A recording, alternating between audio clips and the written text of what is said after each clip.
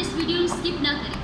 जिन्हें भी इस वीडियो को इलियोरा प्रेयर टावर चैनल पर देख रहे हैं, हो सकता है यह वीडियो वाड़े सारिਆਂ ਲਈ खुदा के कलाम के जरिए बरकत के बहाली का सबब बने, इसलिए इस वीडियो को आखिर तक जरूर देखें। मैं पास्टर मलका इलियोरा आज थोड़े सारिਆਂ वास्ते आगाही की एक गल लैके आई। आज दुनिया के बहुत सारे लोग इस गल तो परेशान ने, वो सोचते हैं कि साड़ी जिंदगी च मुश्किल मुसीबत तकलीफा परेशानियां आजमाइशां क्यों आदियां ने।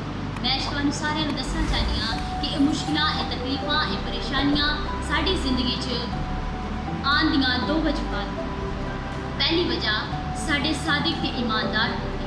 ਜਦੋਂ ਅਸੀਂ खुदा दे नाल वफादार रहने हैं, सच्चाई ते कायम रहने हैं, खुदा दे नाल चलते रहने हैं, तो साड़ी जिंदगी च ये सारियां चीज़ां आंदियां ने ते खुदा इन्हां नूं आन दिंदा है ताकि खुदा सानू इन्हां चीज़ां दे विचों गुजार के इन्हां इम्तिहान दे विचों गुजार के खुदा सानू खालिस कर सके, प्योर कर सके।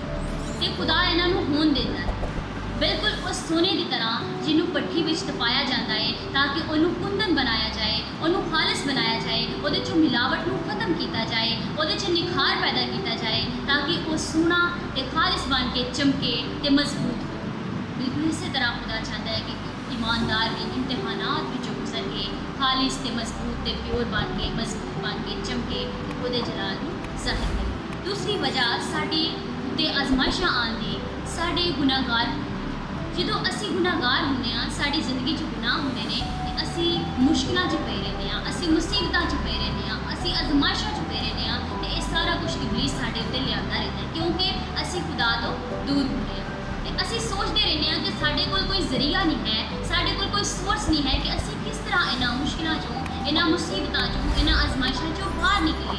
लेकिन मैं तुहानूं सारिਆਂ ਨੂੰ दसना चाहती हाँ कि साडे कोल एक सोर्स एक जरिया है, यानी यीशु मसीह जिन्हें साडे सारिਆਂ ਲਈ सलीब ते अपना खून बहाया।